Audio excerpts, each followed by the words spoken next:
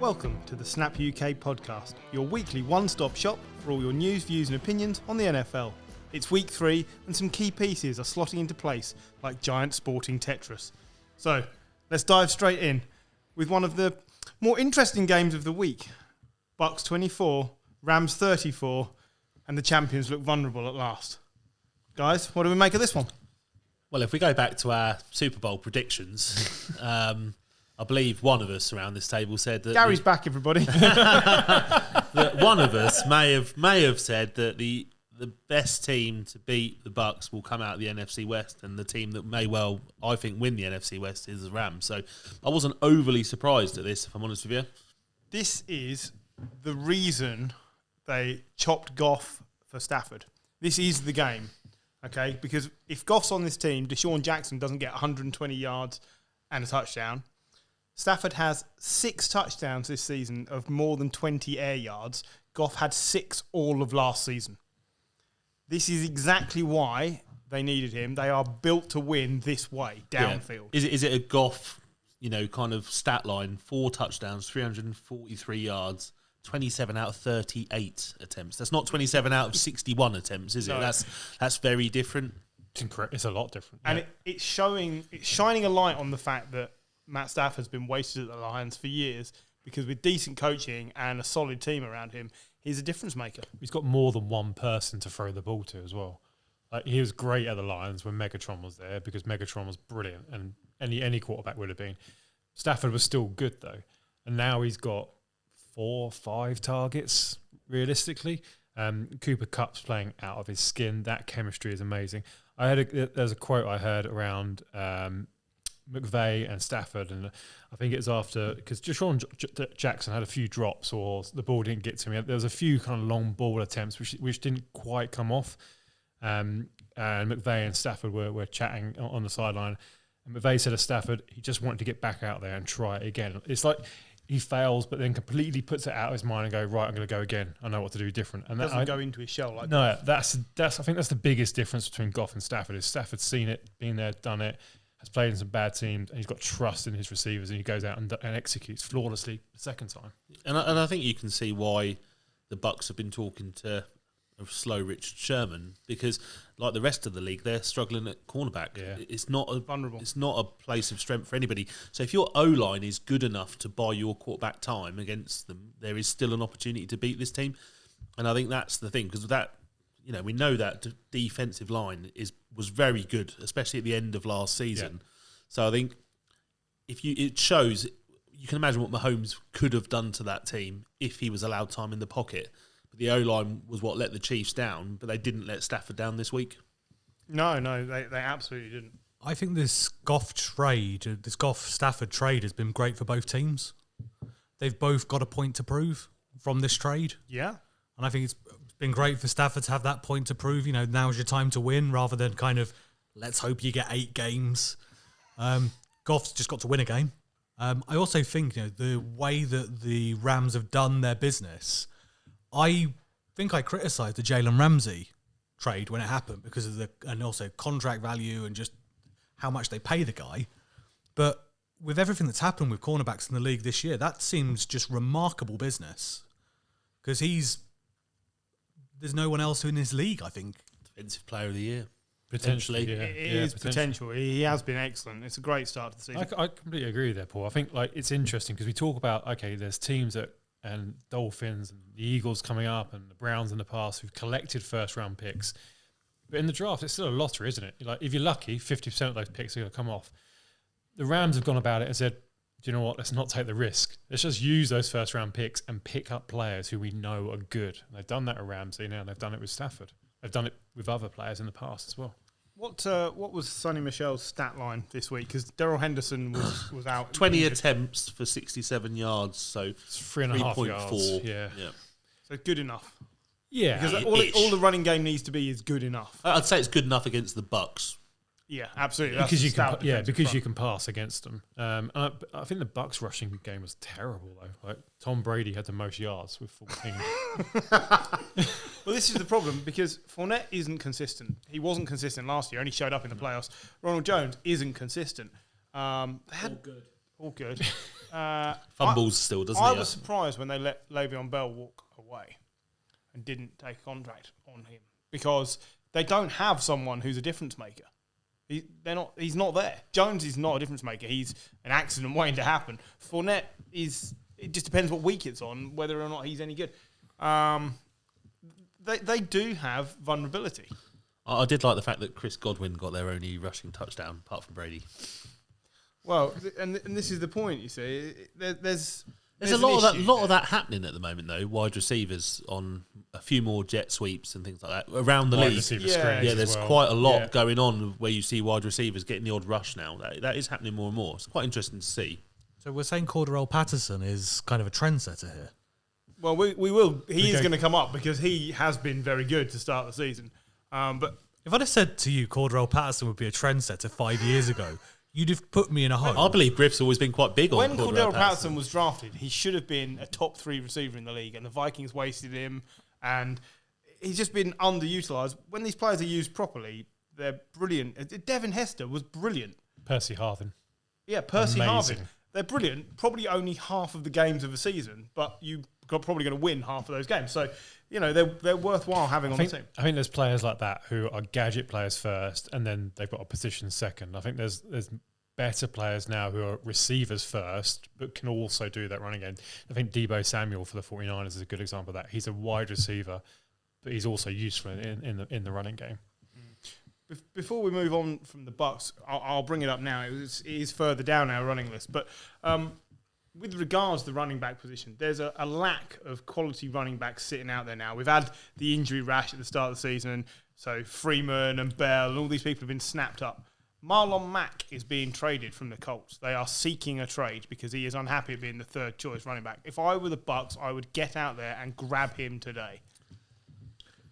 He's just what they need. I just want to say, in terms of the Bucs, that they do have a trendsetter in receiving and rushing, and that's Tom Brady. Okay. He's second in most rushing and receiving for people over age 40. Who's number one? Yeah, I was going to say, who's Frank Gore. Jerry Rice in receiving, Yeah. and Doug Flutie. Oh, okay. Fair enough. But yeah, it's just sometimes you look at a stat and go, what? Adrian Peterson stood out there. So like I say, Marlon Mack. That's where I'd be going. Right. Another team that maybe we were surprised that lost, certainly have looked vulnerable in the first couple of weeks, is the Chiefs. They went down 30-24 to the Chargers. It's the first time the Chargers have won back-to-back games against the Chiefs since when? 2004. 1998. 2003, but well done, Jim. You were very close. Complete shot in And the the dark. Chiefs are under 500 for the first time since week 10 of 2015. So basically, the whole time Andy Reid has been there. That's quite remarkable. If I was Andy Reid, I'd be having heart palpitations. Okay, I was gonna leave it, but over to Dr. Farrow, Dr. Fourth and Inches. Any news on Andy Reid and his unfortunate ambulance trip at the weekend? No. No, you don't want to go any further with this, do you? I wouldn't kick anybody when they're down. Yes, you would. No. Right. I don't want to shock him. I suspect he's not the healthiest of gentlemen, but anyone's susceptible to stress. We need to talk about Mahomes and the no-look interception to a player he doesn't normally throw to in the middle of the field at a time when you were in the game. It's not been Mahomes' best sort of start to the season. He's looked human. I'd be absolutely furious to have a quarterback who can get me to nearly 30 points a game. Remember, you've got 2 Giants fans here. Yeah, granted. And We've got 32 of 32. I'd take 31. I'd swap both Lance, Garoppolo, Deebo Samuel and George Kittle for Patrick Mahomes. no one is saying he's not the best quarterback in the league. What I'm saying is when you're fighting to come back, why are you pulling trick shots out of the bag when you don't need to do that? I think they look a little bit shy, actually, in wide receiver. So outside of Tyreek Hill, and then obviously he goes to Kelsey a lot, and he was looking for Kelsey. That's who he was looking for. He was looking for those yellow gloves, wasn't he? Well, the other interception he threw, Kelsey stopped his route short. Yeah. He just stopped running, and they got it wrong. But Mecole Hardman has not been anywhere. Not So they've turned lost up. Sammy Watkins. And that was where I was going. So They made a mistake in letting him go. yeah, I think so. They not letting him go, but not having somebody else come in that can not for actually talent, affect it. but he was on 14 million. Contract, yeah, and it's for money. contract wise, you get rid of him. But this is why they brought in Josh Gordon. Yeah. So yeah, Josh Gordon's been reinstated by the league and immediately signed to the Chiefs practice squad, and he'll probably be suspended by week 8. So that'll be a joy again. I wish him the best, but and how is it every time he comes back he signs? So the last time he came back, joined the Patriots, then he went to the Seahawks. He never ends up on like the Jets because he was a All-Pro. Yeah, I know, but when was it? He went 1,000 yards. It was 2013. 13. Yeah, but 14. when you only play like 4 games a year, it's hard to like compare 1,000. I years. know, He keeps getting but- suspended. But I know, but when he actually gets on the field, he still looks decent. Yeah, when he was well, at the Patriots, he Yes. still looked Yeah, decent. Not denying Yeah, that. he looked fantastic there. Yeah. Oh yeah, I'd love to have had him back. I'm just saying it's remarkable that you're 8 years on I from mean, your to be best fair, season. that was a receiver at the Patriots. They look good just by getting on the field. Very true. Very true. The Chargers could have charged this up at the end. I'm Brandon so Staley angry about this. deserves no praise for No. this game management at all. Everyone seems to be lauding, isn't it gutsy to go for this? No, it's bloody stupid. It's what the Chargers have been doing for the last 5 years, and they keep charging it up. And he's tried it again, and they got away with it. They got lucky, and Mahomes, fortunately for the Chargers, didn't do what Mahomes normally does, and wins the game for the Chiefs. Like it's absolutely ridiculous to go for some of those plays. Why don't they just run it and let them take a timeout? I am so angry about this. Yeah, Brandon Staley doesn't get a pass from me. I like what the Chargers as a team are doing. I think between the Rams and the Chargers, it's brilliant for LA football. Yep. Because both teams are really good, and this is what LA needs. Otherwise, they're not interested. So it's good for the league. It's good for LA. But Brandon Staley not getting a pass from me yet. No. That was Right, proper Charger. You put trust in Justin Herbert, or I agree, had a great game. I mean, a good season again, but you didn't have to. Like even when they scored the last touchdown, you could have had one play where you just run it just to stop the Chiefs taking that final timeout. Just no matter what you're going to do next, just take the timeout away from the Chiefs.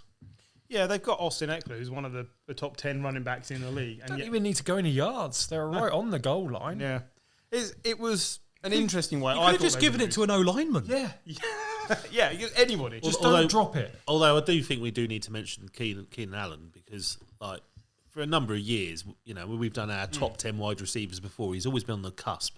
But he looks top 5 at the moment. The catches Herbert he's to making, Allen. it just looks so good. He's massively underrated. He's so Massively good. I mean, to be fair, this is how good Herbert is, though. Mike Williams is with Rivers, and I'm not going to get on the Rivers-ish. Yeah, the Rivers' turgid brigade. Future Hall of Mike Famer. Williams was a first-round pick, But he looked inconsistent. and he is massive. He looked inconsistent with Rivers.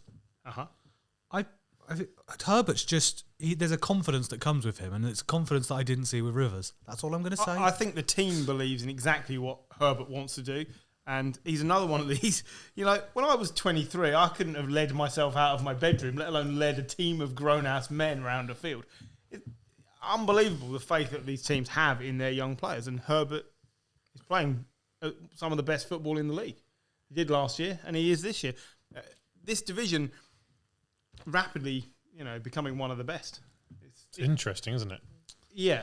Like from where all the teams are, you look at the 2 teams who are unbeaten in this league, this division, and I said at the beginning of the season, if you were to say 2 teams are going to be unbeaten after 3 games, you would not pick the Denver Broncos. but or you'd the have Raiders. looking at the Broncos' schedule, you'd have gone, maybe Yeah, them. maybe, yeah, true, but still. you can only play what's in front of Yeah. you. Okay, speaking of playing what's in front of you, the cesspool of 0-3 sadness we have to cover. Now, usually we skip over these teams at the end, but when you get to 0-3, your season's more or less over. Like, what's the record? It's only, once every 8 years or something that a team starting 0-3 makes the playoffs or something ridiculous. And if you get to 0-4, there's only one team that's ever done I it. think all these 0-3 teams have done. Well, New York. I suspect so. I believe there was people taking bets on New York winning the division. I'm feeling good about the few pounds. that come Luckily, my way. Paul works in a bank, so We'll, There's a lot more Let's- football left to play. seeing as you've brought them up, we'll go for them first. They weren't in that order, but so Falcons at Giant Turd, 17 to 14. We were sticking with the giant turd in New York that plays in green. No, we'll cover your Giant Turds first. So this was Matt Ryan's 39th career game-winning drive, tying him with Matt Stafford. So those two have played on some shonky teams and had to win games from behind at the end. That's fine. Like the team with the better quarterback winning on two teams that are not great talent-wise. The biggest problem for the Giants is, and John will join in and back me up here, is we said before the season, well, they've got a really good wide receiver group, and this is excellent. They are dropping like flies. You've got injuries left, right, and centre. And so whilst one part of your team gets up to speed, and Saquon is starting to look like Saquon again, if your wide receiver group falls apart and you have to rely on Daniel Jones throwing to people who aren't so good, you're just going to go backwards again. Colin Johnson was the second top receiver. Yeah, no. Shepard's injured. John Ross is injured reserve from the start. So it's just Golladay left. If you're relying on John Kyle Ross Rudolph. as well. Well, John Ross was never made the start of the season. He's out. But yeah, and Evan Ingram still can't catch a ball. And really, I think it's best for all parties now if he goes. I mean, I thought that at the start of the season, but yeah, this is his last year. And we compared him to Ebron. There's a player there, but it's just not in New York. I think it's a shame. I think Ingram, 18 months ago looked like a real player. Looked like he was going to be really good. And he's just fallen apart. But I think a lot of it comes down to... What happened 18 months ago in New York? But also, I think, Daniel Jones is not good enough to make average receivers look good. No, he's not true. accurate enough. He doesn't read the field well enough. And he's basically proving that he's not a franchise quarterback. I completely agree with you there. I do think in the last two games, it's probably been two of his better games. He's looked all right. But against the He's Falcons. not making errors. Which he, you can say, it was the Falcons and it was whoever else. He's not making errors, which is he's making errors against everyone. Apart from generally, he has a good game against the football team, but yeah, he still had a good game against the football team, and we lost. And I worry because the one thing I don't want is we get to the end of the season and we blow it all up again and start again. But I get the feeling Judge has no support from the fan base now. The fan base are, I saw lots of photos of him mocked up to look like Ben McAdoo. And That's unfair. Ben McAdoo was awful. was scum. Yeah. But Ben McAdoo got you to the playoffs. Yeah, I'm like... But Ben McAdoo was supposedly a offensive minded coach who we never scored more than 30 points with him, even when we still got to the playoffs, based on a defensive team which was built by Coughlin. Yeah. So I think it might require a new quarterback and a new head coach next summer, which means more rebuilding. I think if you go into that rebuild mode, you have to let Dave Gettleman go as well. I think it has to be a full rebuild in terms of like the pieces he's putting on the roster. I don't think they're good enough. Aside from Saquon Barkley, which I think was a gimme of a pick because he was the best running back we've seen come out of the draft for years, everyone else that he's picked has been average at best, I would say. The drafting has been average, but the thing is, I like what he's brought in. We have the potential for a really great defense, but once again, Blake Martinez is now injured, which is someone who leads our defense, which is we're not good enough to blame injuries, but it's really hard when we're having so many injuries as well. I think you keep hearing a lot, though, starting to come out now. Badly run organisation. So this is where I was going. Eli was presented with his Ring of Honor or whatever they call it at the Giants. They retired his shirt, didn't they? And the Maras got booed. Yeah, I don't think they have. They haven't been. I mean, they're not great at the moment. Completely concede that point, but they've been terrible since they last won the Super Bowl. Yeah, historically though, they're not a badly run organisation. No, but they've been terrible. So when did you last win the Super Bowl? 2008, 2009, 2011. 2011, right? And since then, you've had one winning season. Yeah. No, I agree with that. It's over. The whole thing needs burning down. It's over. Daniel Jones isn't good enough. The O-line isn't good enough. Completely agree. But what they've done previously is partially burn it down. Right, a new coach, keep the coach. A new GM, keep the GM. Yeah, like the Niners had a 2-game season. Yeah, whole thing's got exactly. The whole thing has to go. They have to kind of if you're going into next season and you're saying, right, well, the coach isn't right, the quarterback isn't a franchise quarterback, a lot of the picks aren't right. I mean, they're okay, and I think you're right. There is some potential there. Then it's time to start again, and you start again with a 5-year plan in terms of like we're going to bring in a new GM, a new coach. What the 49ers done.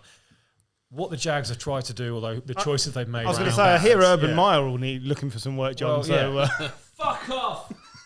But what the Jags have tried to do, but do it with better personnel. Speaking of the Jags, they are one of the cesspool of sadness here. They lost 31-19 to the Cardinals, despite one of the greatest run backs I've ever seen, anyone's ever seen. 109-yard return on a terrible kick decision by Cliff Clinkernuts, who still deserves some stick here, even though the team are 3-0, because he's not a good coach. He's just an offensive coach, but he's not a good coach. He's offensive, you're right. Yeah, absolutely. It was a great run, but I completely forget the player. The name has escaped me who made the return. But Jamal Agnew. It was a fantastic. I think he's had 2 returns this season. I had images of Jonathan Agnew running down. Not Jonathan Agnew, no. The Cards are 3-0 for the first time since 2015. I think they went to the AFC Championship game that year with Carson Palmer. It was there or thereabouts. Yeah. I'm not a fan of them at the moment. Are you not? No. I think that's a soft 3-0. Well, Kyler's not been brilliant. He is throwing some bad picks, but he then makes up for it by being another Russell Wilson, basically. He's now favourite for MVP. Well, that's bullshit. Bookie's favourite for MVP. That's just... So was Russell Wilson at this time last season. I know, but let's wait until he's played some teams in the NFC West and see what happens. how was he favourite to win? Okay, yeah, he runs around, he makes some amazing plays. It's Hollywood stuff, but Matt Stafford has been playing brilliantly. Like be a great pick for MVP. Yeah, agreed. Trevor Lawrence won't be MVP, nor will he be Offensive Rookie of the Year. I bet he will be. Despite some flashes in the passing game, he's also not playing. He throws some amazing passes, and then he throws some terrible passes. Some of them wobble all over the place. And he's not even under pressure. They look like 10 yards short, and then sometimes they just rifle. Last week there was a touchdown to Marvin Jones. This week I think it was to DJ Chark. Brilliant, but some of it, oh my word! I read some. I read an article about Trevor Lawrence, and they were saying that they need to stop trying to make him the hero. They just need to make him the point guard. And I thought that was a wonderful way. Just let him be a quarterback. Don't expect him to be kind of... Yeah. And they did finally involve James Robinson this week, which we've been begging for. And he played very well. And the Jags remained at least somewhat competitive in this game when they were doing that. It's amazing what you can do with a run-first offense. Yeah. But again, I kept hearing the name Carlos Hyde every 2 minutes. Lovely to see. Is it? I don't think Carlos Your Hyde... wife's favourite player? She was wearing her shirt this weekend, actually. Carlos Hyde wasn't bad. I mean, he had 8 carries, 44 yards. That's 5.5 yards per carry. Yeah. That's not terrible. I do think you're right. That offense needed balance, and they readdressed that this week. So they ran the ball 29 times and passed it 34 times. It's still a little bit high on the passing side when you've got a rookie quarterback, but at least they've kind of thrown into balance. I think the difficulty is they're always chasing games. So you're always asking Trevor Lawrence to chase the game and be a hero. I mean, they were only in this game because of the stupidest fucking kick decision. And I was so happy when it happened because I got the feeling, yay, I can slag off Urban Meyer because they're still going to lose the game, even though they were winning at the time. But I can also slag off Cliff Clinkernuts for having the fucking 68 yards.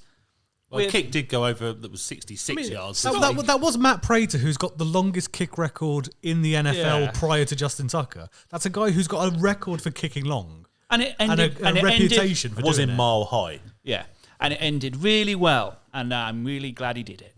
And he's in a 3-0 team. That's a good place to jump onto the next cesspool of sadness team. So you can tell we don't have a great script tonight because we are jumping all over the place. It's Griff is giving us all sorts of dirty looks. Herding wild geese. So Ravens at Lions, 19-17, heartbreaking, crushing loss for the Lions again. Campbell's crew were fighting all the way here. It was so Lions though, wasn't it?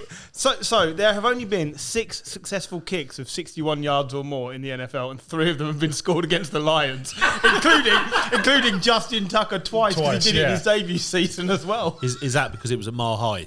No. Two of them weren't even at mile high. I mean, they're in a dome, so you do take out some. Yeah, there's no wind factor as such. But I feel really sorry for like Justin Tucker missed 4 pre-game kicks of 65 yards.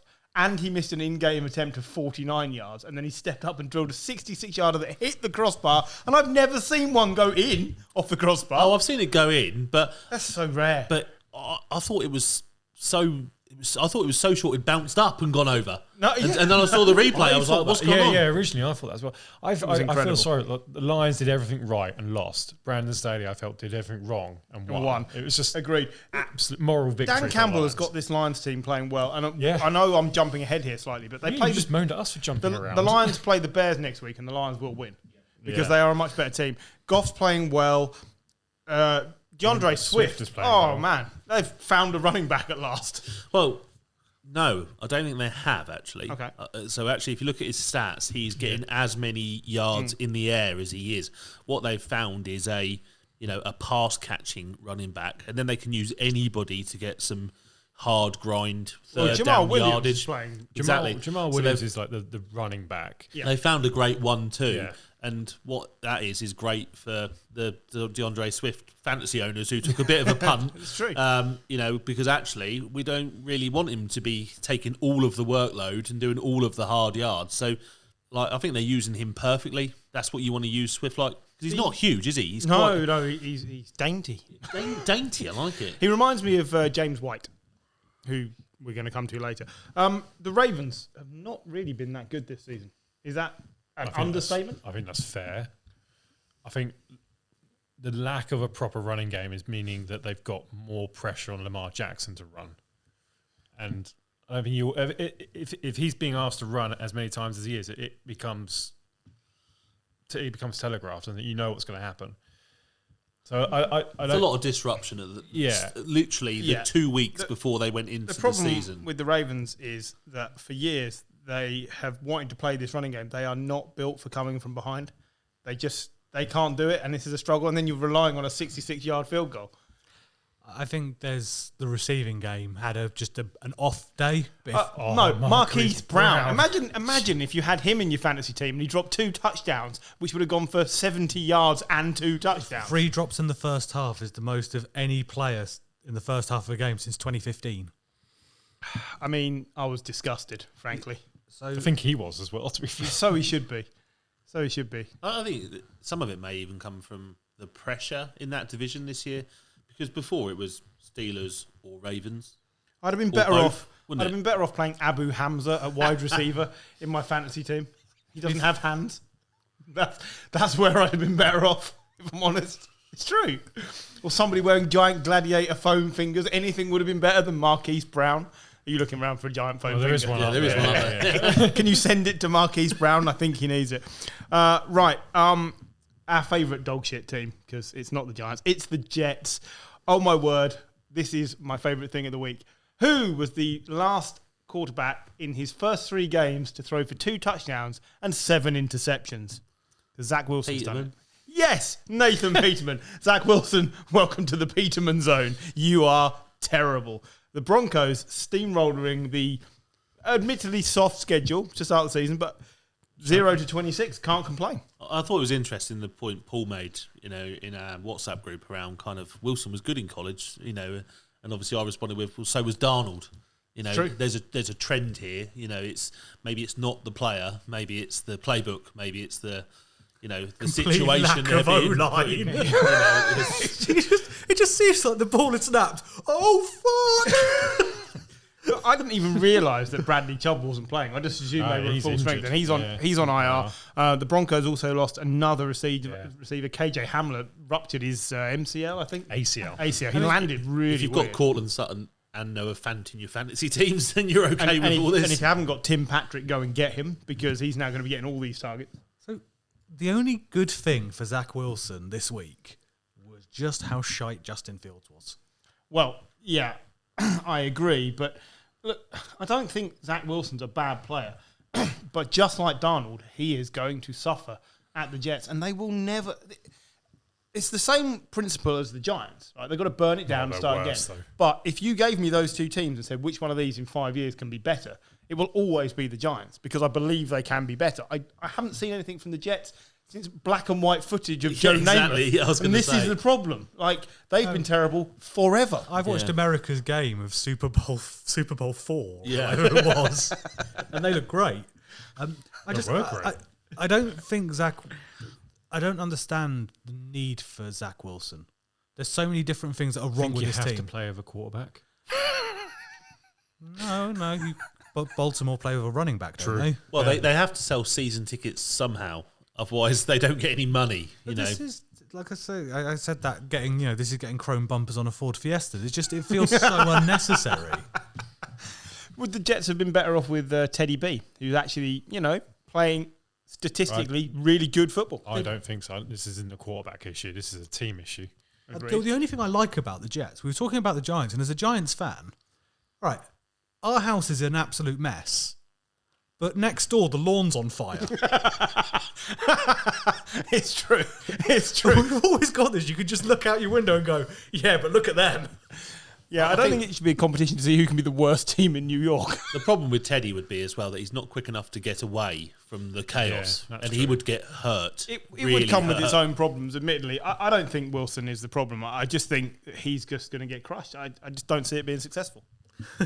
There was a nice reminder when Melvin Gordon was running in on goal and CJ Mosley destroyed eviscerated him. Yeah. Which, Melvin Gordon, big guy, but if you forgot that CJ Mosley, it's fallen so badly for him that he's still there. It's only his fifth or sixth game for the Jets, isn't Yeah, he missed the first season. He was injured, injured, and then he held out. Well, not COVID. hold out last COVID, year. yeah. He opted out. Yeah, Opted out. He needs a. he's the move. only bright spark on an average defense, which I don't think Salah. Would you refer to it as turgid? Yeah, I would at the moment. I don't think even Salah can get anything out of that defense at the moment. But you have to score points. And this is what the Jets suffer with. Because anybody who had a slimmer of hope in that team gets traded away or gets dealt with. Robbie Anderson is an okay receiver. Let's get rid of him. They're the fourth team in the Super Bowl era to never hold a lead in their first 3 games in back-to-back seasons. Wow. That's quite something. Just the Browns were the other one. I haven't got them in front of me. But they're outscored 46-3 in the first half in all their games this season. Yeah, you just can't win like that. My question mark about Salah has always been, is he going to be one of those people who's a fantastic coordinator and not a good coach? But the Jets keep hiring them. Well, this is the problem. Well, they don't have much choice. Like, Who wants to go there? people have got to apply. You can only pick from the pool, can't you? You can't go, I'll tell you what, I'd love to get Mike Tomlin. Good luck with that. They had a chance to sign Matt Rule before last year, and they didn't sign him because Matt Rule wanted to bring in his own back room, i.e., offensive coordinators, as most coaches would. And the Jets said, no, we want to have power over that. And Matt Rule's like, all right, I'll go somewhere else. Look what Matt Rule's doing in Carolina now. So It's a badly run organisation. It has been since before Namath. They lucked out on getting Namath. Yeah, they did, just threw a lot of money at him and they won a Super Bowl, but they've done nothing since. Since or before. Do you know what the Jets were called before they were the Jets? Shit. The shithouses. They were the Propeller planes? They were the New York Titans. And speaking of the Titans, they are also in this cesspool of 0-3 sadness because Somebody's trying to move us on, aren't because That was a heck of a segue. Thank you very much. I did very well, didn't I? Thank you very much. Because the Titans beat the Colts 16-25. And what we've observed here is a healthy Wentz is rubbish, but an unhealthy Wentz is fucking dreadful. The guy can't move. They clearly don't trust their backups because they didn't want to play them. He tried to run at one point. And just he looked like any one of us trying to run away. It was ridiculous. He's got 2 sprained ankles. What's he doing on the field? That was amazing. I think the Colts have got to be the biggest disappointment out there. Yeah. They've got some real talent on that They'd team. be better off bringing Phillip Rivers back right now. Comeback player of the year, is that what you're saying? Comeback player of the Yeah, year. they would be. All right, they'd be better off bringing Alex Smith in to play. Wow. I'm just saying, no, Wentz is done. It's over for the year. And possibly it's over because he looks bad. He looked bad before he broke both ankles. Now he just looks terrible. Don't get Minshew. John's shaking his Don't head. get Minshew. John hasn't got a microphone, but I'm going to pass one over. Anyone. Just like, this is pure, get a decent backup again. He For the first 2 games, he looked. The problem isn't Wentz. It's that he's got no one to throw it to, and the running backs are shit. The best one's Marlon Mack, who they traded away. The running backs aren't terrible. Okay. Jonathan Taylor is. I'm sorry. 10 carries, 64 yards. That's 6.5 yards per carry. Give it to him more often. When your quarterback can't move. When your quarterback can't move. Angry John. But no, Wentz is not the issue. John's got a point here. John's got a point because there are no receivers. There are no one for him to throw to. No. You take that great... All right, Peyton Manning. Zach Pascal and... Pittman had a great week last week. Was it last week he had a great week? Yeah, for like 70-odd yards, didn't he? 68 yards this week. But you take the yards great Colts teams of the past. Yeah. That Colts team that made the playoffs under luck had fantastic receivers available to him. You take Reggie Wayne, Marvin Harrison to Manning. That already gives you 2 games a season just from the strength of that receiving group. What you're saying is Mo Alley Cox isn't good enough. Agreed. This defense should be holding teams to less points, though, as well. The backroom staff of the Mo Alley Cox here. Yeah, I agree. They should, but if the defense is on the field all the time because the offense just can't get a first down or can't, then they're going to just get knackered. Darius Leonard's great, but when he's on the field, when you're having to tackle, Derrick Henry X amount of times, you're going to get tired. And I get that, but when you start looking at the talent that is on that roster, it's either the play calling or it's the quarterback. It's got to be. That means that they're 0-3. This is the issue. They've been a bit unlucky with their injuries and various other things. I was dubious about when they took Wentz on anyway, so I'm going to be on the opposite side of the fence to John. That's just how that works. That's fine. He's definitely not responsible for everything. There is a massive problem here in that you have Carson Wentz who's injured, Jacob Eason who they don't think is good enough, Brett Hundley who we don't think is good enough, and Sam Erlinger, who they put on their practice squad, I think. I think he might be injured. Go out and get Jimmy G, see if the Niners will trade him. Do something. Can I ask you a question which hasn't been asked so far with the Colts? Is this the end of the 3-year Reich? The third Reich might be over. No, I don't think so because he's got all these excuses of injuries he can point to. But he, again, might be turning into one of these players, one of these people who's a better coordinator than he is a coach because they haven't done a lot. They really haven't done a lot. I don't know. I thought they did well last year. Playoffs last year, didn't they?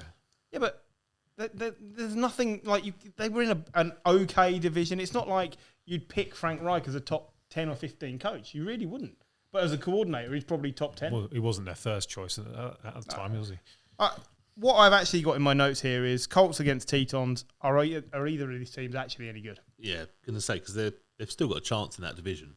Yeah, they do. The Colts, you talk about 0-3 out of all the 0-3 teams, they've got the most chance of getting to the playoffs. And you've got to remember, this is the first season where 0-3 is out of 17. Yeah, absolutely, that's true. So it'd be interesting how that stat changes actually over the next couple of years. Yeah, it will be, and they do have a chance. When you think that the Jags are 0-12 now, in terms of their last 12 games, this season is going to be really interesting for the amazing stats it's going to produce. Of these terrible teams. Technically 0-18. They won the first game of last season. 0-18. Yeah. Oh. That shock look on your face does not translate well on a podcast. Well, either way, the Colts, like I say, I agree with you here. The Colts aren't the worst 0-3 team out of the lot, but they've got problems that need to be fixed tomorrow. We mentioned it a couple of weeks ago. They are 8 games off the record, the Jags, from the most losses in that's something to strive for. I think they may get it. Yeah, I wouldn't be surprised. It wouldn't be good. But before we move on from the cesspool of sadness section, I want Jim to look up the Giants fixture list for me because this popped up on 2 other podcasts that I listened to and I had a look myself. I would be seriously concerned if I were a Giants fan that I might be starting the season 0-10. It's not pretty reading. But the thing you always forget with the Giants is we will be competitive against Washington. We should have won that game. Washington are a better team than us. Yeah. We'll be competitive with these teams, but we'll get destroyed by the rubbish. Jim, week 10, you won't lose. Yeah, Jim, would you like to read out the next 10 fixtures? Paul, just look at me, and I'll judge your reaction. Right, so next week it's the Saints. No. All right, I'm going to cut you off now. At the Saints, it's their return game to the Superdome. Jameis Winston versus James Bradbury. I'm taking James Bradbury. Well, you're wrong. Then you got the Cowboys. At the Cowboys. Yeah. Then you're home to the Rams. You're home to the Panthers. You're at the Chiefs. You're home to the Raiders. Week 10's your bye, so no loss there. Winner. Could beat the Raiders. We could beat the Not Chiefs the way based they're on this playing. form. Then you're at the Bucks, home to the Eagles, There you go. There's the win. Possibly, yeah. at the Dolphins, at Chargers, home to Cowboys, at Eagles, at Bears, home to football team. At best, I'd make that 4 wins. At best. John reckons 6. Any rise on this? We're still winning the division, aren't we, Paul? I think 4's optimistic. There's a lot of football left to be played. You're saying that a lot. very But you bad. think about it. If I'd have shown you these teams as being the 3-0 teams, you'd have laughed your head off at me 3 weeks ago. I'd probably pick 2 or 3 of them, including you. You wouldn't have picked the Raiders or the Broncos. No. Oh, sorry, the 3-0 teams. Yeah, absolutely. Some of them I would be surprised There's at. a lot of football left to play. There is. There's also a lot of podcasts left to do. So, the Bengals have beaten the Steelers 24-10. It was their biggest margin of victory since 1995 over the Steelers, which is insane. One of the Bengals players accused the Steelers of just stopping trying. Yeah, was it later on. Tyler Boyd said Yeah. that in the second half they just stopped trying. Not having TJ Watt is a massive issue here because they got one pressure on the quarterback. It's true, and it was the first time in 75 games that they didn't have a sack. Yeah. That's 2016 was the last time they didn't sack the opposing quarterback. But I don't think it's not having TJ Watt; it's having big, fat, useless Ben. Who's not that? Ben, it's all over. They should be playing Dwayne Haskins and seeing what they've got. It's done. We know that Peyton ran into a wall and failed. Drew Brees ran into a wall and was failing. Philip Rivers was running into a wall and failing. Eli spent 4 years doing it and failing. And it's over for Ben. And they just need to move on. Tomlin has never had a losing season in charge of the Steelers. He is about to if he doesn't ditch the quarterback. What about Mason the Red-Nosed Failure? At least he can get the ball down the field. He's second on the depth chart, isn't he? Not Haskins. No, Haskins is third. But Haskins is the one they need to try out and see because we Is know he? what Rudolph can do. Is he? Yeah, I would. I would. When he was at the football team, he was Awful. awful. He didn't have the best cast around him, and his attitude was wrong. By all accounts, his attitude has improved. I agree. Ben's like All I'd say with done. Ben Roethlisberger is through his entire career, he's had weeks where he looks amazing and weeks where he looks awful. And that's been the case. Like in fantasy, you never knew if Roethlisberger was going to get you 40 points or throw 3 interceptions. You've never known. He's been very up and down through his entire career. And last year they started amazing, finished terrible. Well, this year if they can flip that and finish much better, it's a tough division this year. That's the difference. And that Bengals team, like a lot of the credit, I think, TJ Watt wasn't there, but some credit needs to go to that Bengals because under Burrows, it looks like a different team. Yeah, and as well, I'm not sure how Haskins going to be when he's just going to be spanked by defenders, play after play, because the O-line, I mean, well, you got that. Is and the fact awful. the fact that he probably hasn't learnt the playbook still. And yeah. So he's just looking around thinking, I wonder where everyone is. I've done some research as well for Haskins. There's more strip clubs per capita in Pittsburgh than there are in Washington. So I think just from the general geography, he's buggered. Well, we can say the Bengals, the offense looks. I mean, Burrow is making Zach Taylor look competent. That's what we can say. You take that back. And that to me is fucking hilarious because and the Bengals. Jamar Chase, who apparently couldn't catch a football, now looks great receiving the ball from Burrows, doesn't he? Well, Burrow to Chase, is it going to end up being better than Dalton to Green? It's too 5 early years to say from that. 5 years from now, do they have? Because those I'm not two sure that's a good racked comparison. up some stats between them. Yeah, that's true. Because they played together their whole careers at the Bengals, Yep. and I think these two look better. Yeah. I just want to run through some stats this game. Can you start with the one I think is most important, which Well, is Joe Burrow, 9.8 yards per attempt, Big Ben, 5.5. Yeah, 5.5 yards. Like you look at the score, like it's Bengals 24, Steelers 10, right? The Steelers had 77 plays. The Bengals had 42. It wasn't pretty. Like they were making big chunk yards. Like Ben can't get the ball down the field. Najee Harris had 14 carries. He also had 14 catches. On 19 passes thrown his way. And that's because he can't get the ball down the field well enough. So he's looking for that dump off, be it a tight end who drops it in terms of Ebron. He's just so mature. Or Najee Harris, the running back. But it's not just the fact that he can't get it down. He has no time. He has to throw it like. At least Ben was quick. But he was doing that last year. But he has even less time. He was great because he gets the ball out in like 2 seconds. He doesn't have that anymore. There are defenders down his throat instantly because the O-line is just 5 men who have turned up in the car park and they're playing them. They're fucking useless. Well, I think and next week John will be defending Oscar Pistorius. And I think the other thing is as well is you're saying about you can't even when they were at their best a few years ago, the Steelers, they were the first team to really start throwing the ball in high volumes to their running back. That's been part of their offense. They did have Le'Veon Bell. Yeah, but Le'Veon Bell, I think they pioneered that. Yeah. But that wasn't just Le'Veon Bell. What did he get? He got 2,000 yards, didn't he? Across, but it was before McCaffrey, it was before Saquon, it was before. You're right. That's been in their identity because that was Willie Parker, that was Bettis, that was multiple people. They were doing that for a long time. Sorry to cut you off, Gary. But to John's point, I agree with you. They had an O-line at that point, so you could mix up the pass and the rush. Like you're asking Ben Roethlisberger, who we don't think is as good as he was. I think that's a fair thing to say. You're asking him to throw it nearly 60 times, 58 attempts. And now we have to talk about the Niners. 38 seconds you left on the clock. And it was enough time for one of the greatest players we've ever seen to put his team on his back and get within striking distance and allow Mason Crosby to put a 51-yarder, which seems like nothing now, through the sticks for the win. Don't tell me Aaron Rodgers doesn't care because I saw the way he celebrated afterwards. It's like he actually won the Super Bowl. Packers have rebounded after the Week 1 loss. Niners, this is unfortunate. What do we think? Well, of course he cares because he's still trying to get onto the opposite team.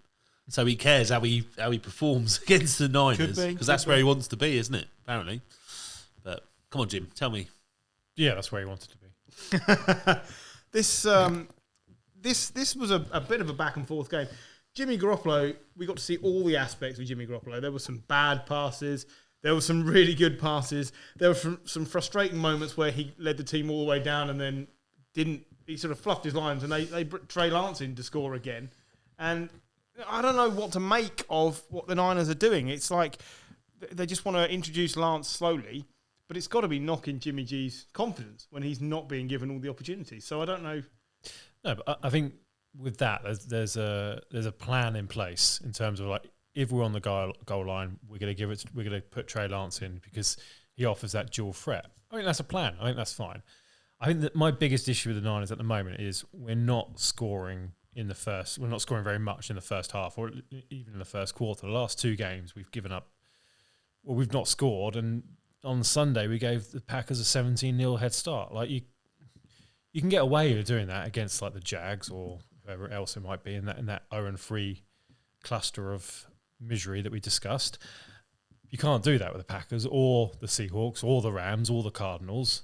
So we've got to stop doing that. That's the biggest thing for me. Yeah. Did you not leave Devontae Adams uncovered a couple of times as well? That was my next point. And that, yes, Rodgers did very well to, he'll get the plaudits, but it was more about Devontae Adams being open twice, more or less wide open. And anything more than 2 yards space for Devontae Adams is pretty much wide open because he's probably the best receiver in football at the moment.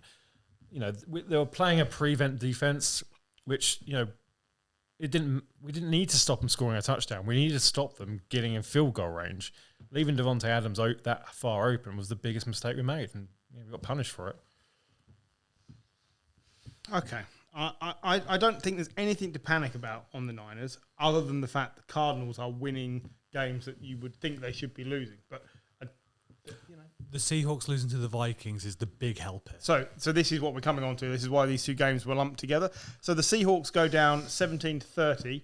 Kirk Cousins plays brilliantly. Russell Wilson doesn't.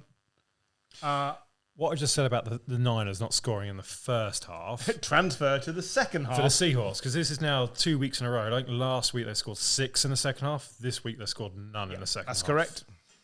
always feel like it just seems like it takes a team a half to go, yeah, wait a minute, we need to pressure this guy. Yeah, do you know what? It's been a bad start to the season for the Seahawks. They don't look good defensively. They can't get Russell cooking. Last week, there were some great plays in bursts, and Tyler Lockett opened the opposition up, but they're just not playing very well. Pete Carroll doesn't seem to be getting the best out of anybody, in my opinion. They weren't great on defense last year, were they? No, they weren't. And even when Wilson was firing last year at the start of the season, they were in some pretty high-scoring games. You know, winning games like 40 points to 25 points. You know, they were high-scoring games. That defense, and especially the secondary, has not been strong for 2 years. The biggest issue they've got at the moment with the secondary is they've paid a lot of money to a safety who's not a safety. And so they're short in the secondary because they're always pushing him up to try and get sacks or put pressure on the quarterback. He's not a coverage safety, therefore you're instantly a man down in pass coverage. So they're basically playing like a defensive end with a 10-foot run up. Yeah, effectively. So they've not invested money in the right places in the team. Like we mentioned Jalen Ramsey, we mentioned the dearth of cornerbacks. This team used to be a team that was brilliant on the back end with Earl Thomas, Chancellor, Richard Sherman in his prime. They haven't got that. Like, I don't know who the cornerbacks are because they're that pointless. No, couldn't tell you. This is a good win for the Vikings in that they lost heartbreakers the first 2 weeks. They actually should have won both of those games. So they needed to win because when Kirk Cousins is in a hot streak, you have to take advantage of it. They just won a game without Dalvin Cook. You know, Mattison played really, really well. Mattison's always good. Yeah, he's a great backup. Every time. He's like Troy Pollard for me. Yeah, absolutely. He's a great Tony Pollard. Troy Pollard. He's a guy I've created on Madden. I'll tell you about him afterwards. We'll talk about the other guy. Tony Pollard, though. He's good as well. He isn't good. Yeah. Troy always makes me think of a Thunderbird. Yeah. Or was it the other one? He's like Pollard at the Cowboys. You can bring him in and he'll do a very good job. He's a decent backup. Yeah. Terrorhawks. Captain Scarlet. Oh, it's the Sudetenland time again. I mean, the Dalvin Cook injury is a concern. He's had injuries before. They haven't said how long he's going to be out. It was a game-time decision and he didn't play. But I have no fears over the use of Mattison as long as the passing game keeps working. I agree with you, but let's just remember they were playing against a pretty bad defence. I think Mattison's a good player. He's not Dalvin Cook. Mike Zimmer said, this is the best offensive performance I've seen in the 8 years I've been here, which made me think they haven't played very well on offense. But then Jefferson was great last year, and he's doing okay this year. Mm-hmm. Thielen looks really good this year. You know, he's got 3-4 touchdowns in 3 games. Did he have the most passing touchdowns, like receiving touchdowns last year? Yeah, but not loads of yards. Yeah. So I think that they've still got a good offensive unit. It was the defense that wasn't as strong. And then Cousins was throwing interceptions at the wrong time. So it wasn't like he was awful, but he made them at the wrong time at pressure points that gave away games. That's the problem with Cousins. The other thing is we often talk about badly run franchises where they make poor decisions. I want to point out a decision that the Vikings have made, which I think rewarded them this week. Last week, they lost the game because Greg Joseph missed what should have been a gimme of a field goal. And they didn't react like the way that teams in the past have, like the Tetons and the Chargers and the Jets, and just sack the kicker. They stuck with him. He scored all his extra points and all his field goals this week. He's an experienced kicker. They're going to have bad games. It was the same with Matt Crosby. We often bring up the 4 field goal miss game. Look what he's doing now, winning games and 97% field goal conversions. You've got to give these guys time. You're not going to find the next Justin Tucker, but they've just got to be good enough. Like we said last week, there's proof that sticking with your kicker and giving them the opportunity to work has I can't think of put your teeth in. Yeah. Yes. Of course it does. The only thing I'm disappointed with from the Vikings is with no Cook, this is when they can shove in the ham. I did assume CJ Ham was going to get a mention at some point. No Ham was shoved in here. There was only 2 That yards. was ham-fisted, though. There was only 2 yards of ham. Which is not enough for you. Is that what you're saying? It's two attempts, 2 yards. It's efficient ham, but It's not really. It's no Billy Bear, is what you're saying. I was expecting more ham. Okay. Wonderful. That sounds like a great time to move on to what can only be described as one of the more pleasant surprises of the season. The Raiders. I think it's pleasant. I really thought you were going to say the Pats losing. I thought we skipped a game. We can go for that in a minute. The Raiders 31-28 over the Dolphins in a game where they were behind by 2 scores very quickly on a car. Was it a pick six? Yeah, it was pick 6. And then the Dolphins scored again very quickly after that, making a mockery of the Raiders, it seemed. And then all of a sudden, Derek Carr's back in the game and Peyton Barber's come out of nowhere to be good. absolutely marched up and down the field. If only somebody in this panel of people made a point about them getting serviceable running backs last week. It's true. You did. Did you say that? I did, yeah. Give yourself a pat on the back. Thank you. Well done. You can go back in your corner with your CJ Ham comments. Now, before we deeply debate this game, a couple of things about Tua. Tua was not missed.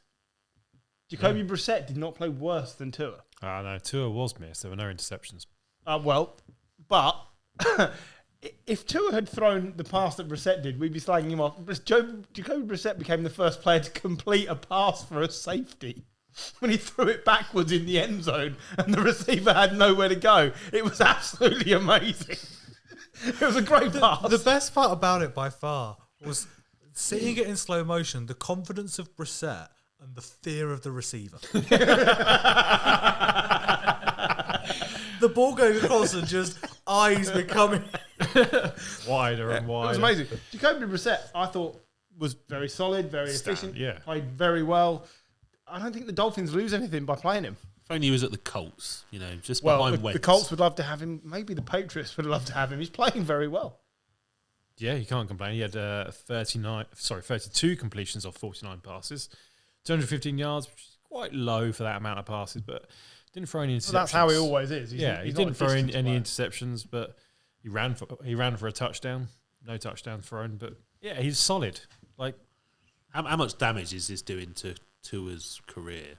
Does Tua still have a Jim's career? already said to me he thinks Tua's done in Miami. He's the Josh Rosen of that draft. I said he's the Sam Bradford.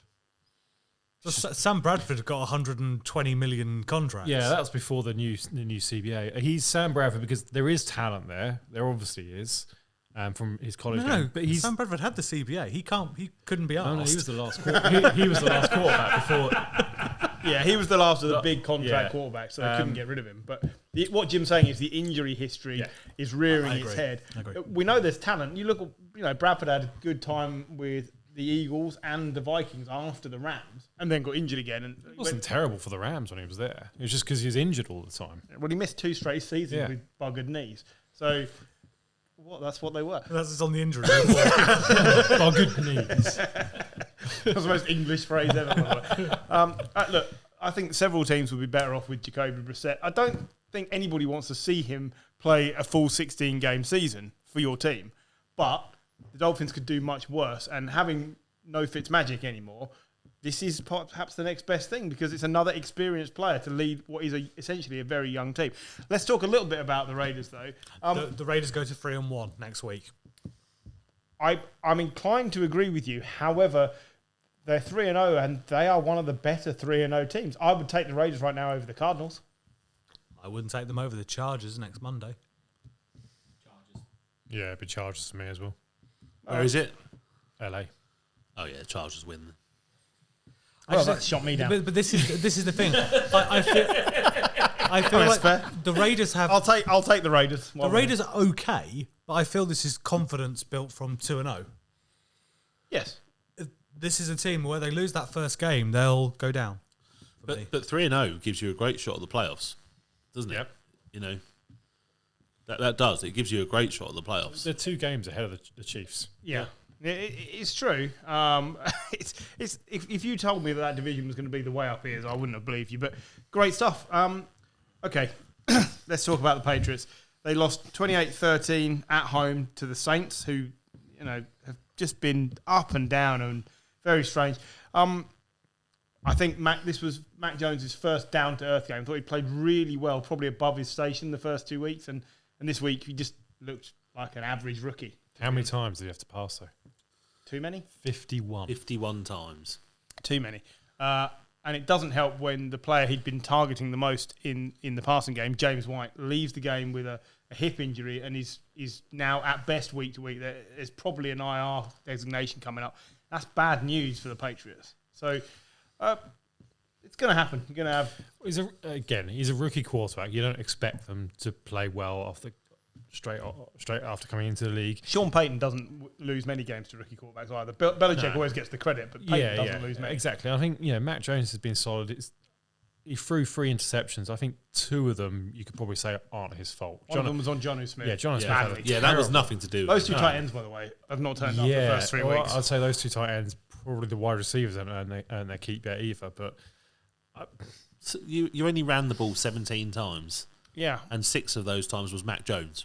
Yeah, and I don't get that. That's a lot on Mac Jones. Yeah, it is. It's like we've said about Trevor Lawrence. I don't think it's the right thing to do, but I believe they thought that was the way to beat the Saints, and it simply didn't come off. The Saints were a blip last week.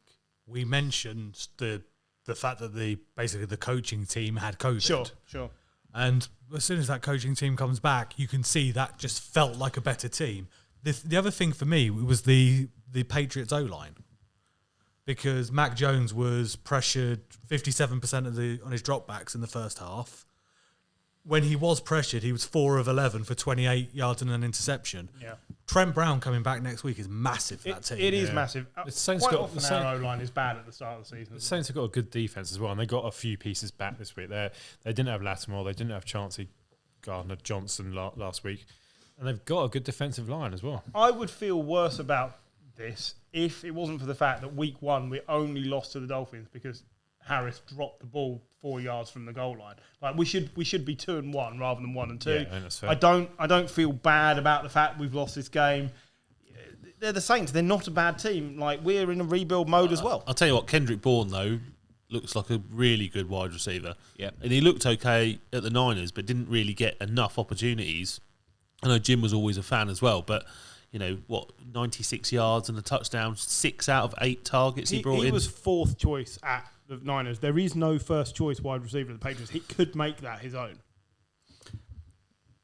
On the other side, can I just mention one of Jameis's touchdowns was one of the worst.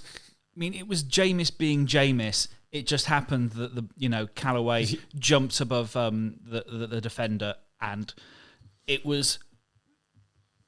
The fact that it wasn't picked off is just pure boneheaded luck. Did you see? Did you see Sean Payton at the end of it? Yeah, because Sean Payton didn't celebrate that touchdown. No. He was angry. He would, it's Jameis being Jameis, and I do feel as well. Kamara apart, I do think this Saints team isn't great. This is the 3rd game in a row now. The Saints have had less than 150 yards passing. Yeah, and they're 2-1. It's crazy, but see, John's right regarding that non-interception. It's another reason for me not to feel down about the Patriots. That's 2 bits of really interesting luck. You've had years of good luck with Brady and all the things. You're going to have it go a little bit the other way. Any other couple of weeks gone, we don't fumble the ball on the goal line and we intercept Jameis and probably win both the games. So I don't feel bad about it. Every week you slide closer to us in New York. What I feel bad about is that we've got the wounded Bucks next week. Home comes Tom Brady and probably hangs 40 points on us. And he can set the league passing. Yeah. He needs like 48 yards or something to get the league passing record. He's going to absolutely destroy us next week. We're going to be 1-3, and then the comeback starts, I hope. Right. We're delving into the blowout bin. Because I couldn't think of anything else to call it. I came up with a couple of blow-related jokes, and I just didn't want to make them. So is that one of the strip clubs in Pittsburgh I was talking about earlier? I was going to call it Blowout Alley to start with, but I thought that might be somewhere Paul's actually been. So, isn't that the tight end of the Colts? the Thursday night game, Panthers Texans. I don't think anyone was really delighted by this. 24-9. Look. Mills looked all right. He's a rookie making his first start for the Texans, but he wasn't at fault. It's just a very talented team against a talent-poor team. And as close as the Texans have been the first couple of weeks, you can't keep making up ground on better teams. I'm surprised it wasn't a higher score, to be honest. So am I.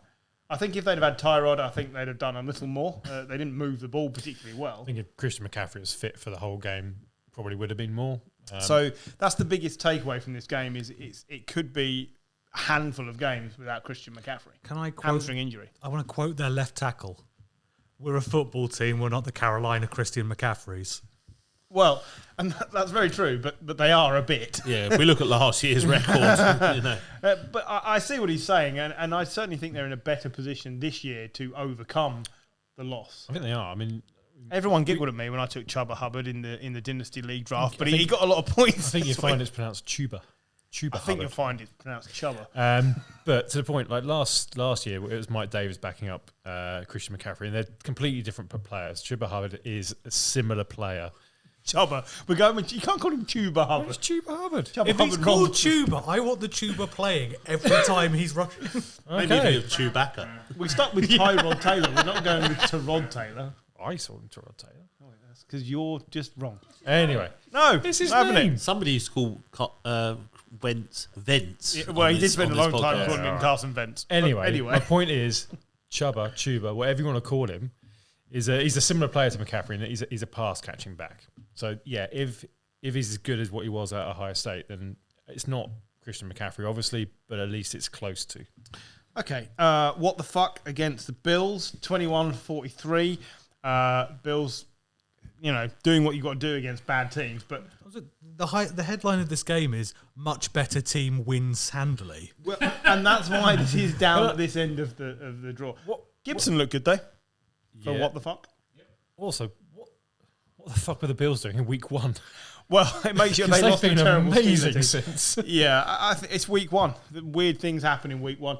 All you can say is I don't think Tyler Heineke is the reason that the football team lost this game. They're just overmatched against a much better team. Great. It was a great defensive play from the Bills. It was a great offensive play from the Bills. You can't put anything on Washington here for losing it. They just came up And against how a good far team. are Washington away from being a decent team though? Because like last year, we thought the defense was decent. So the defense was awful. Now the defense doesn't seem that decent. What did you tell me they scored me in fantasy this week?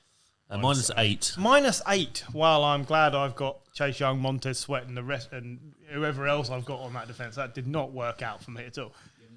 Young and sweaty. Yeah, this is another podcast. Especially when I about put the that. Browns defense in against you, that scored me 18 points. So that was a nice 26-point swing. This is why I don't look at the fantasy stuff. I see the Washington football team a little bit like the Denver were last season. There's a decent defense there.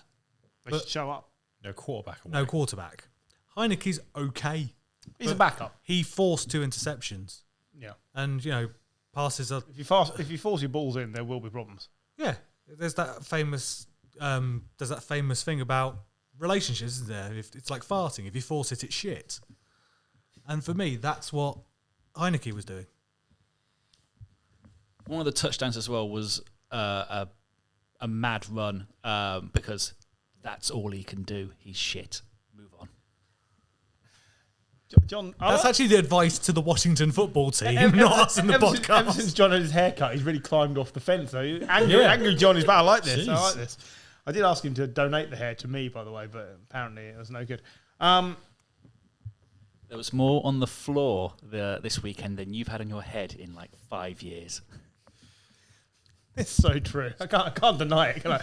The evidence is right here on my shiny bonds. The man bolder than you saying nothing. I know, it's the only man with less hair than me. Right. We need to talk about how long Matt Nagy's got left in a job. Not long, Because I I cannot... I mean... 36 inches! 36 inches of yards when you take away the sacks! 36 inches! Can I just point out? Was that 1 yard? 36 inches of offense! Can I just point out? Mitch Trubisky actually threw for more net yards this week than Justin Fields. Yeah, than Justin Fields. Matt Nagy did not scheme a game for a rookie quarterback. He just hung Justin Fields out to dry. Disgraceful. Like, out of the 20 passing attempts, I think it was like 13 or 14 of them. He had a 5-man offensive line and no help from any tight ends. He's a rookie quarterback against the Cleveland Browns. We established a long time ago that Mitch Trubisky is no game winner, but can we drop Matt Nagy now as being this great coach? Because he's not. He's not. It's over for Matt Nagy. They got to the playoffs because of the defense last year. The offense was shit, and it's shit again this year. Sorry, Brian. It's very true that honestly, Justin Fields got sacked 9 times, which is 2 off of the first game record. Greg McElroy, I want to say. Greg McElroy was sacked 11 times. I think he played for the Jets and got absolutely dead. That would make sense. What a surprise. But imagine taking 9 sacks. David Carr didn't take 9 sacks on his rookie debut, and he got sacked 64 times that season. Well, as soon as I saw this, I was just like, why would you put him in against that defense? Yes. Like, just wait a week. You've Like, got Nick Nick Foles Foles sat there. Sacrifice Nick Foles, Yeah. surely. yeah, I just don't understand. Like, the Browns, they're so good. Miles Garrett must have been laughing his head off at some of those pass To his protections. 4.5 sacks. And he played like a man with 4.5 sacks. Jesus Christ. It was like watching... You see those nature documentaries of a lion chasing a gazelle? Oh, God. It was great. Well, you just feel sorry for Justin Fields. No. Yes, I do. Because he's a quality player and he's just getting screwed over by bad coaching, just like Trubisky. You ever see that I know this is niche and I'm referring to British soccer. It's always niche on this podcast. Aaron Lennon signing for Everton. There's the photo of him holding up the shirt, just looking really disappointed. I got the same energy from Justin Fields going to Chicago. But at least Aaron Lennon had a choice. Like Justin Fields, like, yeah, you're being drafted by Chicago. Oh, fuck. Matt Nagy for this weekend doesn't know if he's going to play Dalton, Fields, or Foles, which means whoever he's going to play is going to probably be the scheme for Trubisky, Right. which never worked anyway. Fields has been there for since when was the draft? April, May. May, And presumably they've been scouting him for a few months beforehand, right? So they must know what his skill set is. I think Dan Orlovsky made this point. They must know They what tried his to make him skill play skill like set- Andy Dalton. Yeah. Like, why can't... Okay, it's difficult to change game plan in the middle of the game, but it's not difficult to have a game plan at the beginning of the game that works to his skill set. It's again, Dan Orlovsky said it's either negligence or just Foles backing up Dalton stupidity. or the other way around. That's fine, because those are similar types of quarterback who will pass the same. Shit. But yeah, rubbish, but still Average at best. But Fields, the only thing I will say is he did not look ready either. Like, he didn't once create anything. But why aren't they doing what the Niners are doing with Trey Lance? Yeah. Who knows? That seems working. You're bringing Trey Lance in to get a bit of confidence. You're working to his skill set. Because people like us sit on podcasts every week going, when are they going to get rid of Dalton? Oh, actually, we didn't. We said perhaps they should leave Justin Fields because he needs a whole year to sit and learn. Some of us have, and some of us haven't. Well, I've said that. That's one of the better quarterback rooms in the league. And there's Yes. been a lot of pressure, I think, from the fans as well around. He was never wanted there, was he, Dalton? Not really. No, of course he wasn't. So, but when you're Nagy and you're fighting for your job, yeah, and the fans are calling for Fields, then sometimes you Look how quickly make the wrong Chargers decision. moved on when they realised they got the wrong coach for Justin Herbert. If the Bears don't make this decision, They absolutely have to. then it's going to be over for him as well. It'll be another one. This is another team that's run just as badly as the Jets. Josh McDaniels to the Bears. I don't think he'd take the job. You're not. No. Do you not think that would be a good opportunity for him though, with that quarterback? Do you know what? I don't think he's interested. I think he's looking at Mac Jones and thinking I can just bring my Tom Brady playbook out in the next couple of years. And I don't think he's bothered. I think he's hanging on for Belichick's job. I think that's all he's interested in. Because otherwise he'd have gone. He'd have gone to the Colts when they offered it to him. I mean, he did. He went to the Colts. Yeah, then he came back again with all his stuff unpacked in his Realised car. it was a bit cold. I'm glad I left this game to right near the end because it just reignited us a little bit. That's why I left it to here. They should be looking at a Bieniemy or something, a creative coach. Brian Leftwich. Yeah, because I'm glad Anyone who isn't Matt Nagy. Yeah. Didn't they bring in? Isn't he supposed to be a creative coach? Yeah, he was the offensive coordinator at the Chiefs. He's creating a shitstorm. He has been for 2-3 years now. Okay. Last up then. Eagles 21, Cowboys 41. Not a lot to say about this other than Zeke played very well. Yep. Dak played very well. Can I Jalen refer- Hurts didn't play very well. Can I refer to my earlier point about the Bills and Washington? Yes. Yeah, much better football team wins game. What was it? Zach Martin was back, wasn't he? As well. I don't know, actually. I did not see this. I thought he was due back. Well, one thing about the Potentially made a Cowboys, difference. Jim, check for that. Lael Collins Yep. got his ban increased by trying to bribe one of the drug testers. Yeah, you're not Did he seeing really? Yeah, yeah. Oh, I did not see Well, that. no, the ban wasn't for a failed test. The ban was for Bribing. bribing before the test. I don't know if he even got the chance to do the test because he was bribing him. Zach Martin was back. He was back, yeah, because Troy Pollard, otherwise known as the Stingray, Now known as Troy Pollard. did not get anywhere near as many carries this week. He only got about 7 touches, I think. So I'm getting him confused with that safety, Tony Polamalu. Him with the really short hair. Yeah, that's him. I think it's part of the game plan in Dallas that, you know, they can use Zeke when it's a big, heavy defensive front. Like, the Eagles' defensive line is good. And you need, you know, Pollard still played well, but I think that's where you need Zeke more in terms of, like, he's more powerful. The Eagles, if they can't get Sanders running, are going to struggle. They need a running game. Agreed, but they didn't try and run him until I think it's like 7 minutes left in the first half. The whole game. Yeah, exactly. But that's not on him, is it? No. when you're chasing a game, that often happens, though, doesn't it, with running backs? And it does. But again, Nick Sirianni, you know, it looked too big. He came out with the Beat Dallas T-shirt in the week, and this just looked too big. Well, I don't really rate Sanders. He's never done much. Cue him becoming an all-pro with 1,000-yard seasons. Well, he may well do. Gary, I'm going to go in with you on this one. I think he's got a bit of talent there, but it's just not being realised. I don't know if it's him or Eagles, but It's Eagles. The O-line is a revolving door, especially with the injuries they've got. yeah, I've never rated Jalen Hurts. He had a pretty good game stat-wise this week, but he looks to run far too. He looks like he hasn't got that explosiveness that Lamar Jackson's got. You can tell when he's going to run, whereas Lamar Jackson's like bang, gone. I like the way you say about the O-line, and people were critical that they let Jason Peters go, but he was a turnstile for the Bears this week while Justin Fields got mown down nine times. I'll just bring that up again. I'd like to bring a point of Kenneth Gainwell, who we mentioned previously, who gained 72 inches of offense. I love that you're breaking this down into inches for us now. He gained the offensive 3 good strides. Yes. Well, again, proving he does not gain well. It's a great name for a running back. That concludes the roundup of games. Well done, everyone, for making it through that. Would anyone like to make a point after anything they feel that's been missed? I know we said some nice things about the Cowboys there, but can I also mention that McCarthy was an absolute shit with the play clock. He keeps getting it wrong. Surprise. He's so useless. If the Cowboys do well, it's going to be in spite of McCarthy rather than because of McCarthy. The Cowboys will do well because that's a good roster. Yeah. Everywhere else for the Cowboys is really good. It's just the head coach is a dinosaur.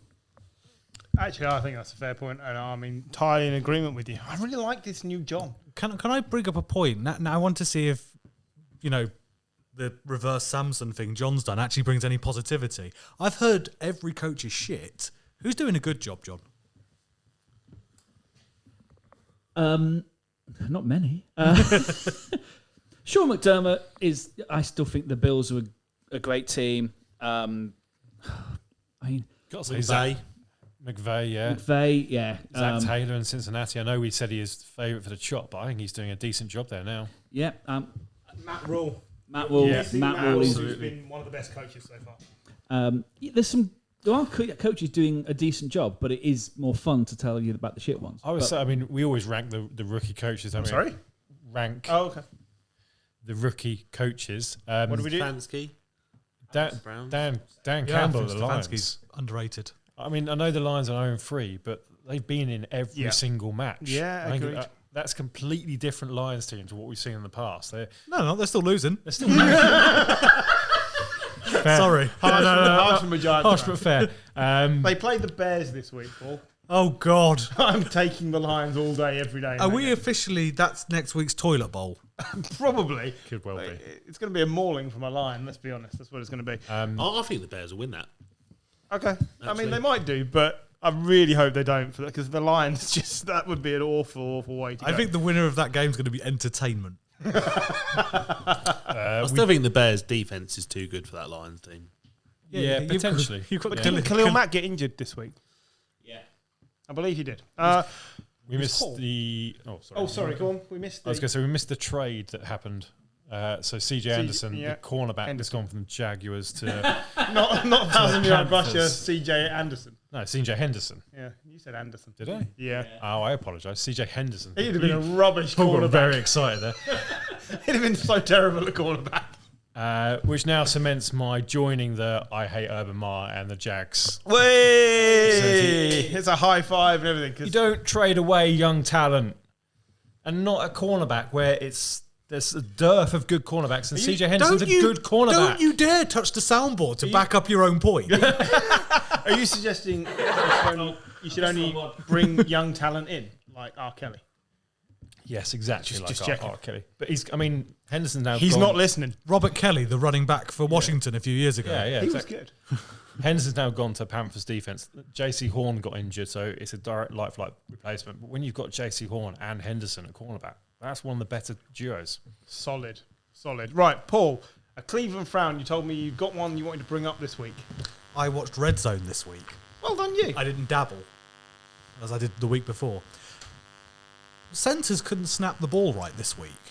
Every clip I watched, I'm going to call this the centre venter. Because I need a rhyme every week, right? You do, yeah, absolutely. Yeah, that's the only thing I put Like the research Eminem. into. But I was thinking about it, right? Who actually, when they're watching football as a young kid, looks at it and goes, I really want to be the guy giving the ball to the quarterback. Fire the kids. ball. Yeah, fat kids firing the ball between their legs. Is that what you're saying? I'm sorry, I know it's a very highly skilled position and it takes a lot of work, but essentially leading up to a defence team with your face is an impressive skill, right? But I don't understand where you've got... every time I was watching the ball snapped out, it was going high, it was going low. I don't think I actually saw one normal snapped pass going to the quarterback's hands throughout the whole of Red Zone. I can also Paul mentioned this to me, and I did say if you want to be on the O-line, it's actually better money as well to be a tackle or a left tackle or right tackle than a centre. So yeah, and actually a centre is a really specific skill, and it's easier and more well paid to just push fat guys out the way. So yeah, it's a valid point. We don't seem to be getting. There's very few good centres left in the league. No Matt Khalil's left, that's what you're saying. Well, even the Saints brought in, was it Max Unger, who's their centre? He was, yeah. Well, they brought in someone to replace him in the draft. Not good. Yeah, I think it's a fair point. Who's the best centre in the league now? Not a clue. Couldn't tell you. I don't know. Jim? Yeah, Alex Mack at the 49ers has barely put a foot wrong. Snap wrong. A few So years ago, the good ones do make a difference, though, don't they? Because Yeah. obviously at the Steelers, it's made a huge difference. Yeah, they've gone from being the best to the worst O-line in 3 years. Yeah. and Marquise Pouncey going, Yeah. changed it instantly. There's a real drop off in the quality of centre play. I think sometimes, like coming out of the draft, players get kind of put into is he guard, he's a tackle, but very rarely do you get a specialist centre coming out. It's normally someone who's moved from a different position just to come out. And Billy Price at the Giants, Yeah, the exactly. guy we traded for. We have no clue what he's doing. We have no clue what we're doing. He has no clue what he's doing. We have no clue. But at least we don't play in green. I think the last highly rated specialist centre is probably Ryan Kelly at the Colts. And that was a good few years back. That was when Luck was still playing. Yeah, he was an excellent player. Didn't the Browns have a great centre as well? Who retired a couple of years ago? No, he wasn't a centre. He was a tackle. Tackle, was he? Yes, he was definitely Joe Thomas. He was a that's tackle. The guy who immediately lost like 400 pounds Yeah, when he he's retired. slimmed down. Yeah, I wish I could go on that Joe diet. Staley's doing that, the old 49er tackle as well. He looks immense. Right, looking ahead to next week, we've already mentioned a couple of the games. What stands out to people on the fixture list? Raiders Chargers, obviously, I think is a big one in that division.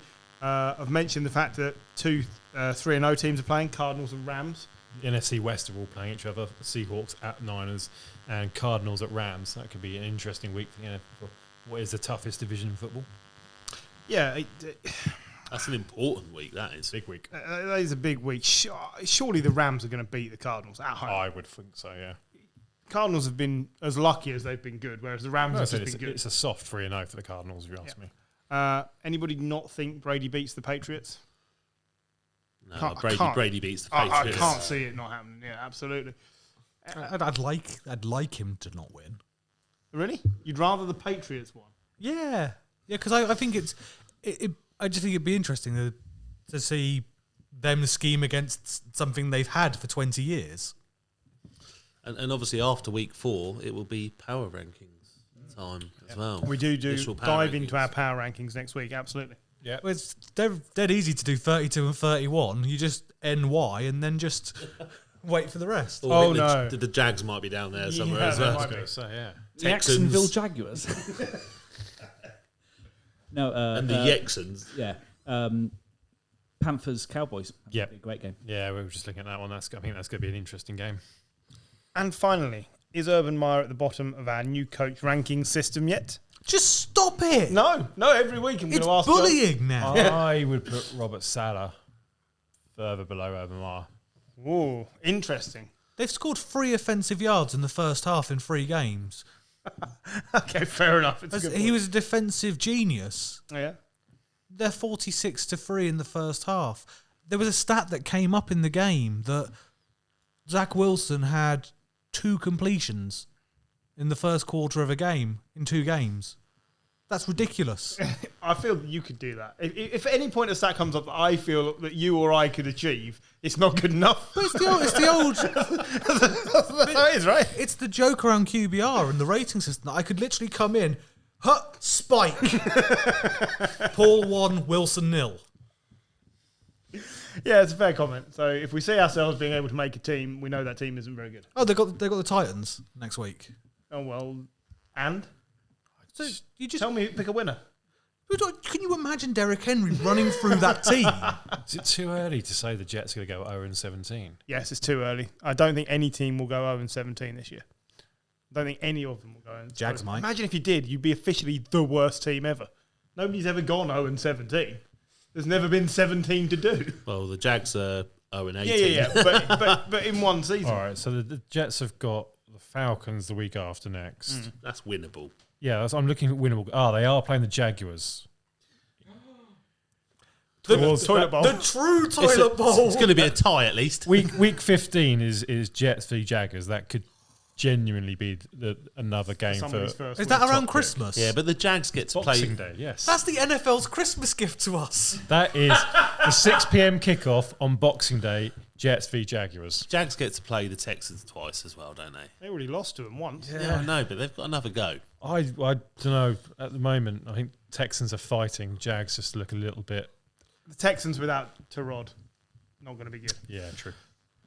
Yeah, but the Jags only got points because Cliff Clinton decided to kick 68 yards because he's a fucking idiot.